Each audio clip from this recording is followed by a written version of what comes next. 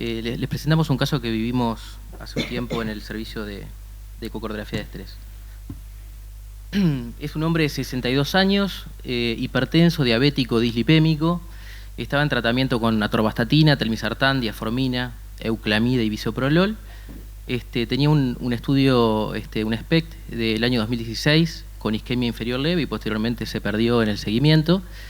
Y tiene una historia de 4 meses de evolución de opresión retroesternal mientras practica básquetbol. Hace básquetbol 3 veces por semana con los amigos y bueno, siente angina en ese momento. Y la angina cede con el reposo, descansa, pide el cambio y la angina cede. No tiene fenómenos acompañantes y no tiene irradiaciones. Del examen físico es totalmente normal y el electrocardiograma basal no lo puse aquí porque no tenía ninguna alteración a destacar.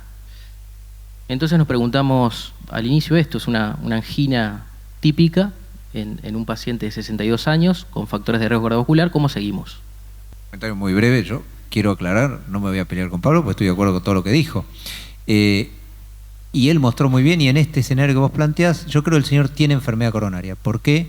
Porque es un diabético y porque tiene angina típica. En el escenario la probabilidad pretest de enfermedad coronaria es mayor al 70%.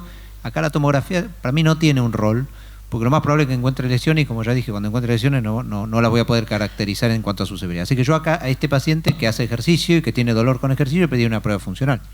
Y creo que ahí es donde Pablo va a poder explicitarse muy bien. O sea, no nos vamos a pelear. No es que el ecoestrés y la tomografía tienen que pelear. Son dos escenarios distintos. Me parece que uno está muy corrido al paciente más sano, el otro está corrido al paciente más enfermo. Yo creo que este paciente está enfermo, tiene angina, es hipertenso, es diabético, es añoso. Yo le pediría una prueba funcional. Después podemos discutir cuál. El ecoestrés es un excelente método. Sí, yo también estoy de acuerdo. Creo que la probabilidad pretest es muy alta. No le pediría una ergometría porque probablemente no nos sea muy útil. Me parece que el ecoestrés con ejercicio en este paciente, que además lo hizo en el deporte, va a reproducir mucho mejor la situación clínica en la que tiene Angor, ¿no? Una angina típica de esfuerzo que calma con el reposo. Sí, como dice el doctor, la probabilidad de pretest es muy alta. Igualmente, un caso interesante que se presenta frecuentemente, la cara inferior es una cara difícil de evaluar por eco. Frecuentemente el doctor Lowenstein le dice la tumba del ecocardiografista. Y bueno, muchas veces uno informa segmentos inferiores basales como isquémicos y resulta que el paciente no tiene nada. Entonces hay que ser en ese sentido, si viene acá, digamos, tendría más sensible el ojo por la probabilidad de pretest. Bueno, el ecoestrés sería excelente, si no también el estudio de perfusión se había informado positivo, como para definir probablemente sería lo más adecuado, ¿no? Y te quiero contar algo, la cara inferior es la tumba de todos, porque para el espectro, que también hago perfusión, la cara inferior en los hombres con un poco de sobrepeso, la atenuación diafragmática, el ecoestrés podrá tener los problemas, yo lo reconozco, el SPECT tiene muchos problemas, la cara anterior más en las mujeres, pero la cara inferior en los hombres también, así que la cara inferior es un problema siempre. Así que a lo mejor yo creo que en ese sentido el ecoestrés, con todo lo que vos mostraste de las técnicas adicionales a la motilidad, puede aportar más que la perfusión, porque si el paciente es medio gordito y no está perfectamente preparado desde el punto de vista de la dieta post-preparación, tiene mucho más chance de falso positivo por perfusión en cara inferior todavía. Nosotros lo que hacemos, Mariano, en estos pacientes es nos concentramos mucho en que no aparezca insuficiencia mitral. La insuficiencia mitral que aparece en el esfuerzo siempre tiene una connotación importante. A veces puede ser de responsabilidad de la circunfleja, otra vez es responsabilidad de la derecha, pero si aparece, bueno, el estudio prácticamente lo informamos como positivo, aunque a veces no veamos isquemia en la motilidad, ¿no? Seguimos. Bueno, justamente fundamos nuestra conducta en las guías actuales recién presentadas, las que hemos presentado durante todo el día, que son las guías de cardiopatía isquémica crónica, y que este paciente justamente se ubica en una probabilidad pretest, y de esto depende la indicación del estudio. Por eso, como decía el doctor Falconi, no se sobrepone la tomografía al resto de los estudios de detección de isquemia, porque son sobre pacientes totalmente distintos con probabilidad pretest diferente. Y son estos pacientes con probabilidad pretest alta, mayor a 15%. Fíjense cómo se modificó el score y el riesgo de los pacientes con angina típica. Seguimos conservando los criterios de Diamond y Forrester para definir pacientes, y es la valoración clínica del dolor torácico la que nos conduce a la mejor selección de los estudios funcionales. Y este subgrupo, este paciente en particular cae en un subgrupo de alto riesgo con menores porcentajes pretest de los que anteriormente utilizábamos, ¿no? Y una inclusión de la disnea también en este cuadro de valoración y riesgo pretest. Entonces, la guía actual nos propone, como ya mostrado, este gráfico ya lo he mostrado en el día de hoy, cuando la probabilidad pretest es muy baja, seleccionamos la tomografía como test de elección, y los estudios funcionales cuando la probabilidad pretest es de moderada a alta. Veamos entonces cuáles son cuál es la precisión diagnóstica de los distintos test que tenemos para isquemia y para precisar la anatomía coronaria, y vemos que la bondad del ecocardiograma de estrés es en especificidad y es donde supera al resto de... O sea, son para mundos distintos estos estudios. No en todos los pacientes podemos hacer resonancia magnética de estrés. No es un estudio accesible, no es un estudio aplicable para todo el mundo. PET tampoco es un estudio aplicable para todo el mundo, no lo vamos a utilizar en la práctica clínica cotidiana. Y entonces ahí es cuando el SPECT, el estrés y la ergometría tienen mayor importancia en la práctica clínica cotidiana. En estos tres estudios, en donde nosotros tenemos mayor fuerza, donde el ecocardiograma de estrés tiene mayor fuerza, es la especificidad, ¿tá? Mayor sensibilidad tiene el SPECT, mayor especificidad, o sea que nosotros detectamos, tenemos menos falsos positivos que el SPECT.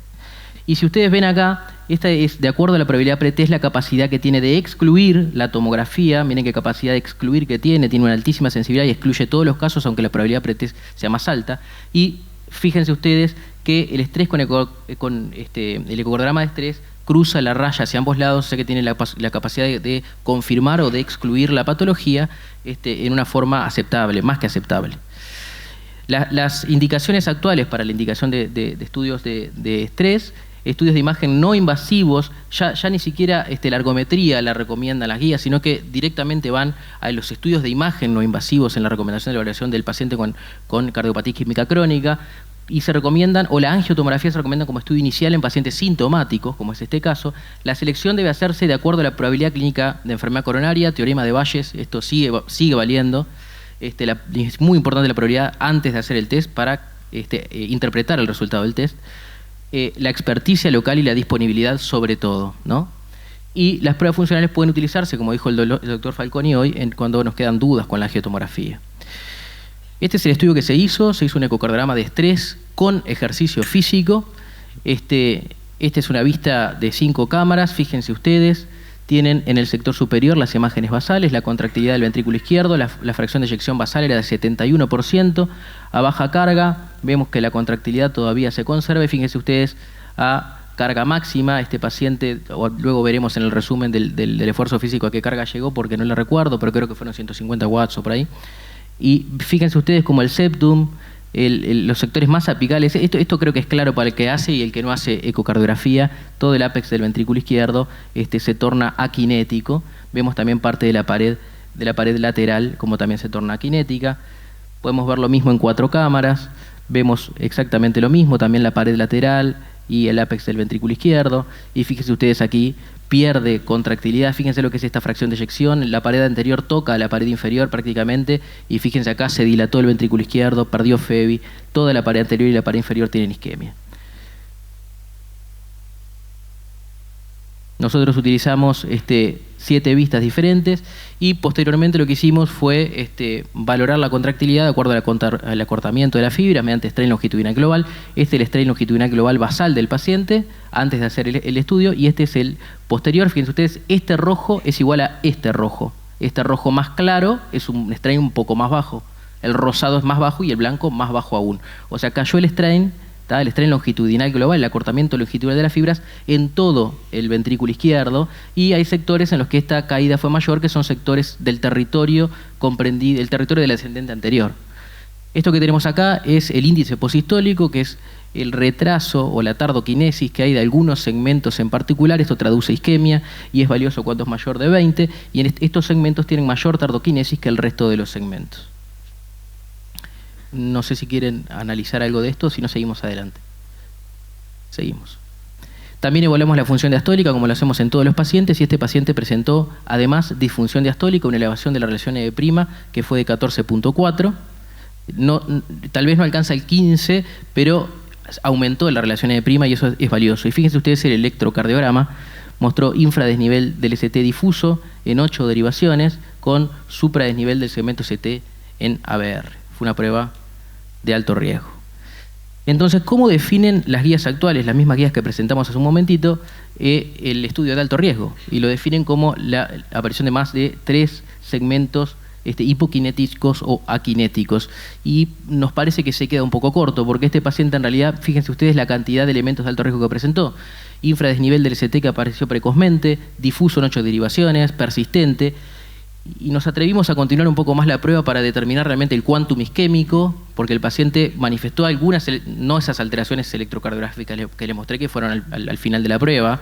Las primeras alteraciones electrocardiográficas aparecieron precozmente, pero continuamos el test como para conocer realmente el quantum isquémico, y nos mostró disinergia en 6 segmentos, una caída de la fracción de eyección a 45%, caída de 10 puntos del strain y presencia de disfunción diastólica. Todos ellos tienen importancia pronóstica. Esta es la cineangiocoronariografía del paciente.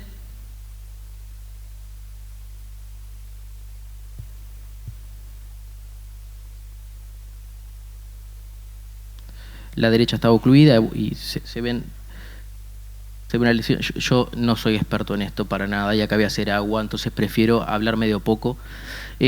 Pero fíjense ustedes, es muy franca esta lesión de la descendente anterior acá. Yo les leo el resumen. Y quedamos todos bien parados y hasta se hace más corto. El resumen dice que tiene arterias coronarias calcificadas con lesión suboclusiva en tercio proximal, lesión suboclusiva en tercio medio y lesión severa en tercio distal de la arteria descendente anterior, lesión severa en el origen del primer y segundo ramos diagonales, suboclusiva proximal del primer gran ramo marginal, oclusión en tercio medio de coronaria derecha dominante, y se observó ramos descendente posterior y posterior lateral por circulación colateral homo y heterocoronaria, siendo estos ramos de buen calibre y sin lesiones obstructivas. O sea, lesión de 3 vasos. Esta lesión de 3 vasos era un hallazgo esperable de acuerdo a la sintomatología del paciente y a los hallazgos del ecocardiograma de estrés.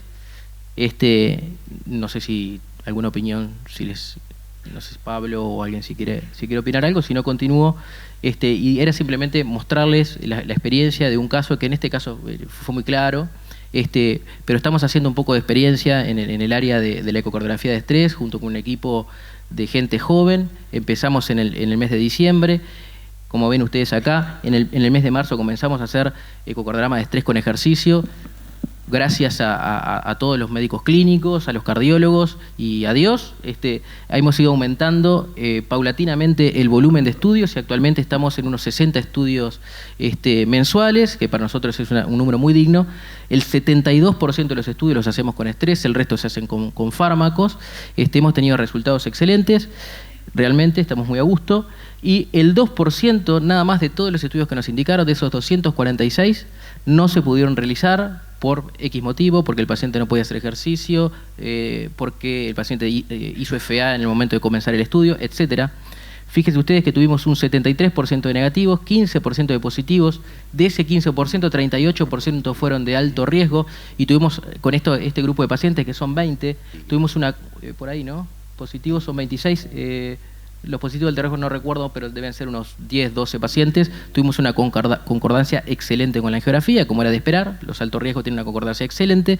Y el resto de los no altos riesgos están aún en proceso de evaluación por el Fondo Nacional de Recursos, que los va a meter en una nebulosa de múltiples estudios funcionales para posteriormente indicar la angiografía. Bueno, muchas gracias. Muchas gracias, doctora Meri.